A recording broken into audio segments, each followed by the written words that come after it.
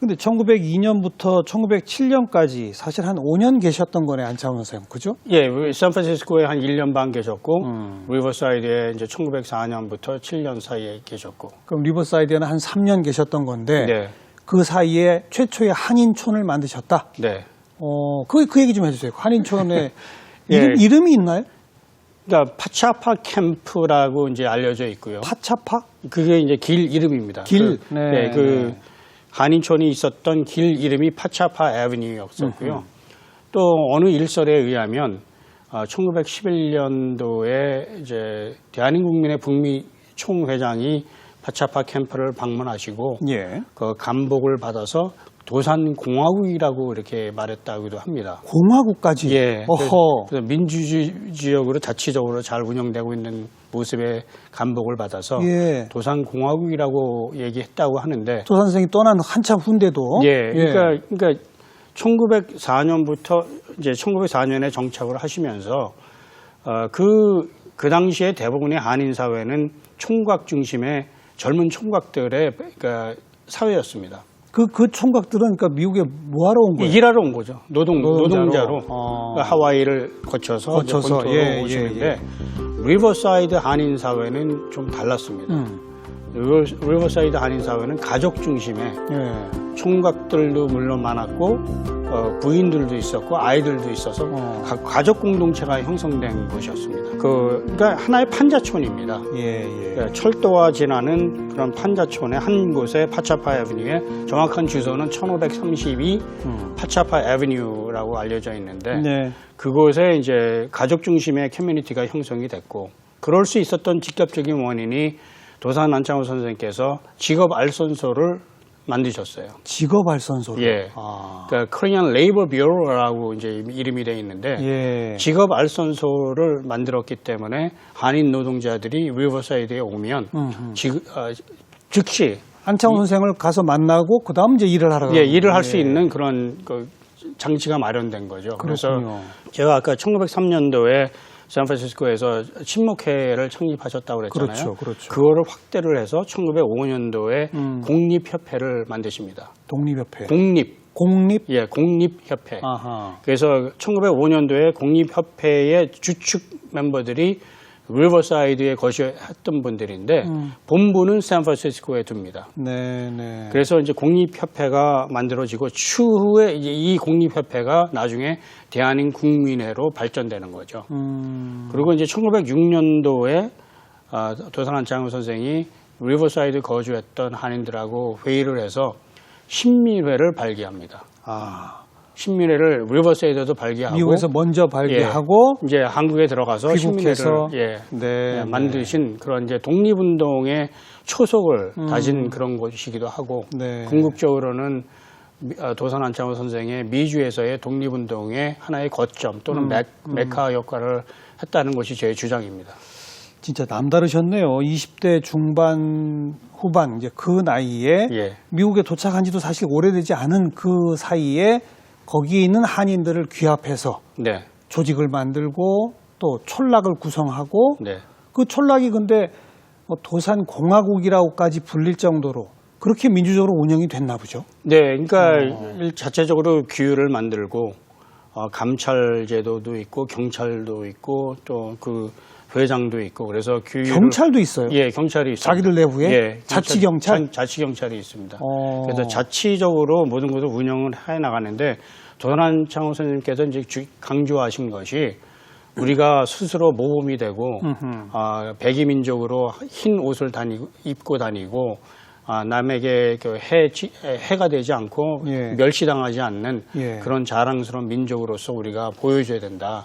그래서 우리 스스로 모범적인 삶을 해야 된다는 것을 굉장히 강조를 하셨고 그리고 이제 제일 중요한 것이 아마 저희 정직해라. 항상 정직을 강조하지 않았습니까? 그래서 그런 면에 있어서 젊은 나이에도 불구하고 그 도산 선생의 리더십이 발휘되면서 그 커뮤니티가 형성이 됐고 또한 리버사이드 한인들이 거기서 모든 그 조직 활동을 다 했습니다. 뭐 생일잔치를 한다든가 특강을 초청장 강연을 한다든가 또 재밌는 기사는 신한민보가 그 토론회도 만들었더라고요. 토론회. 한인들 토론회. 그래서 한인들이 그 토론회를 조직해서 서로의 생각을 교환하고 또 조국의 독립에 우리가 어떻게 기여를 할 것인가 이런 토론도 했다는 그 1909년도 이럴 때 했다는 걸 보고 제가 상당히 놀랐습니다. 예. 그러면서 또 일종의 이 취업 알선 이런 것까지 하셨으니까. 예, 경제적인 안정이 그러니까 있어야. 경제적인 공동체이면서 예. 동시에 종교적인 공동체 그러면서 독립운동의 본거지. 거기다가 이제 교육. 시민교육의 어떤 본거지. 자녀들에게 이제 한국어도 가르쳤죠. 아. 그래서 한국어 학교도 운영을 하면서 네. 한인 젊은 아이들에게 한국어와 한국의 역사, 문화 이런 거를 가리키는 한국어 학당도 계속 줄곧 운영을 했습니다. 그리고 안상원 선생이 떠난 후에도 그건 계속 유지가 된 네, 거예요. 그러니까 1907년도에 이제 한국으로 귀국을 하셨고 그럼에도 불구하고 그 파차파 캠프의 한인촌이나 한인타운은 지속적으로 운영이 되면서 이제 그 당시에 이제 그 대한민국민회가 1909년도에 이제 설립이 되거든요. 예. 그것이 이제 하와이에 있는 합성협회와 리버사이드 중심의 샌프란시스코와 리버사이드 중심의 공리협회가 합쳐서 대한민국민회가 되고 각 지방에 이제 지방회가 설립이 되는 거죠. 예. 어찌 보면 미주의 초기 한인들의 전국 조직의 첫 출발. 네. 그걸 만드신 거군요. 그렇죠. 안창원 선생이. 항상 본부는 샌프란시스코였는데 예. 그래서 그동안 리버사이드에 대한 그 논문이 전혀 없고요. 그리고 도산 안창호 선생의 전기나 또는 도산 기념사업회, 흥사단 이런 데서 제작한 그 글들을 보면 리버사이드는 이제 그냥 하변으로 번역을 해서 하변에 잠시 거주했다. 잠시 살았다. 네, 이 정도의 이제 소홀히 취급됐었는데 그걸 다 밝혀내신 거군요. 예, 저는 이제 그렇게 주장하는 거죠. 그래서 제가 새로 발굴한 여러 가지 사료들을 근거로 자료들이 있군요. 예, 자료들을 이번에 많이 발굴했습니다. 네, 그래서 네. 그것을 근거로 이제 다시 미주 한인 사회의 시작을 다시 재조명해야 되지 않겠느냐 하는 알겠습니다. 그런 논문입니다. 지금은 그 파차파 길 아까 1532번지 예. 지금은 어떤 모습이에요? 지금은 그 남가주 가스 컴퍼니라고 그 가스를 공급하는 회사가 있는데요. 거기에서 이제 자기들이 건물을 새롭게 져서 다 판자촌이니까 다 밀고 그래서 옛 흔적은 전혀 찾아볼 수가 없습니다. 정말 귀중한 연구입니다. 고맙습니다. 안창호 선생의 국내 활동만 우리가 알지 20대 중반 나이에 미국에 가서 초등학교까지 다니셨다는 얘기는 정말 저 처음 들었고 예. 그리고 거기서 사람들을 규합해서 정말 자치공화국 같은 걸 만드셨다. 예. 거기서 실험하시고 한국에 와서 널리 보급하신 거네. 어찌 보면.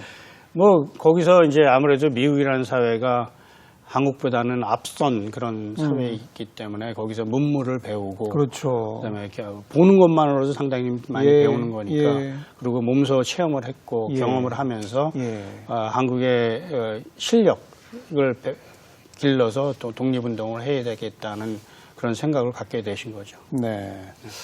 그나저나 우리 장태환 교수는 어쩌다 이런 연구를 하시게 됐습니까? 이제 교수님 얘기를 좀 들어봐야 할 텐데 예. 지금 그 리버사이드 바로 네. 그 도시 네. 리버사이드 캘리포니아 대학의 소수인종학과 교수세요. 예.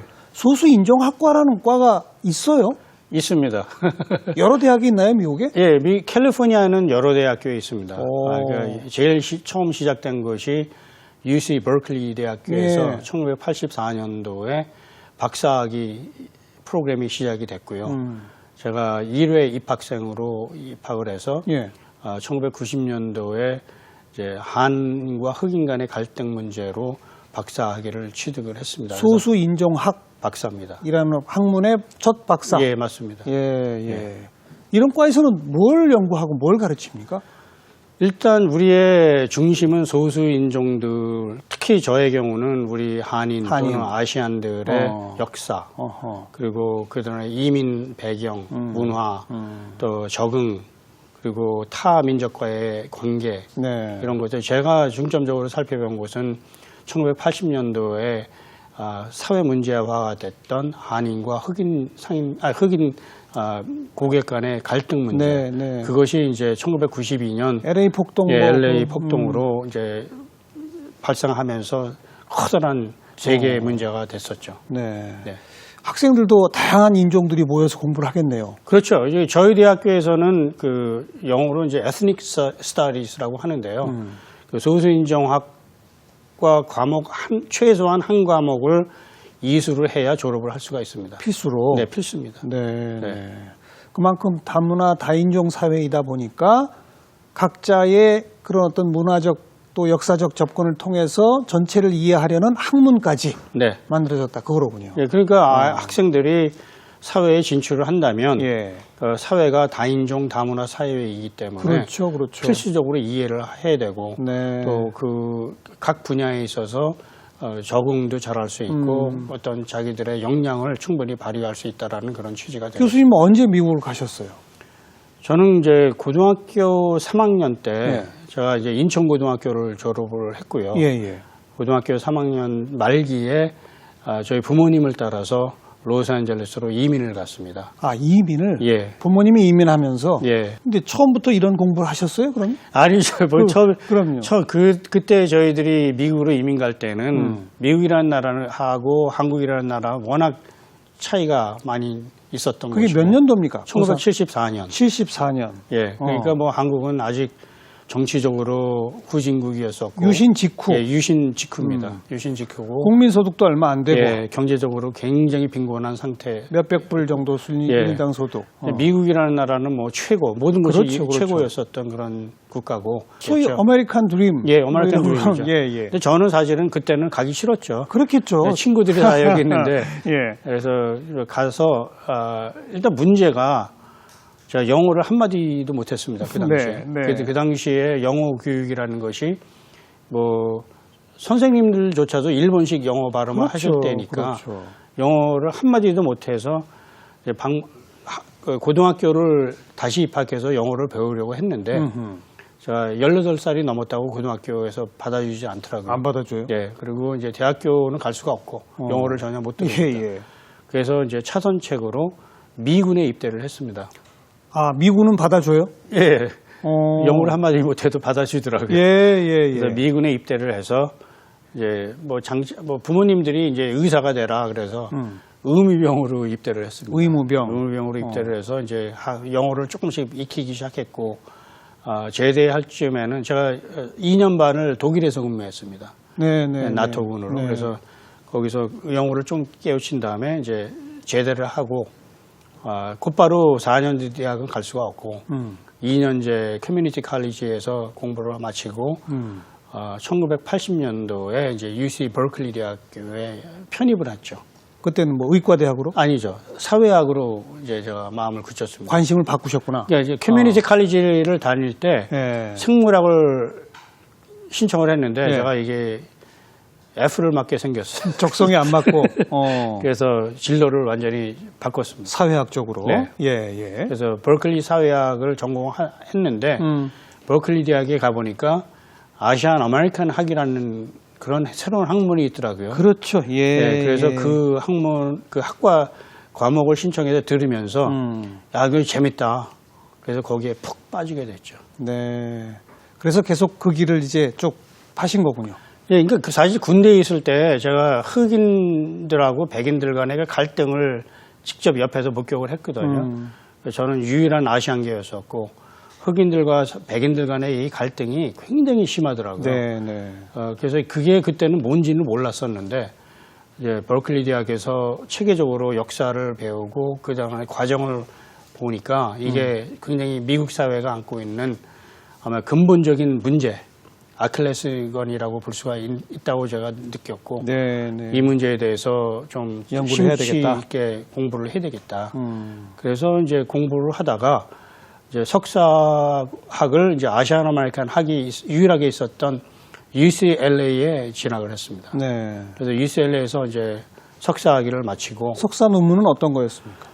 광주 항쟁이 미주 한인사회에 미친 영향이라는 석사학위 논문이었습니다. 오, 이것도 관심 가는데요? 예. 광주 항쟁이 미주 한인 사회에 예, 어떤 영향을 미쳤습니까? 그러니까 제가 1980년 5월 달에 예.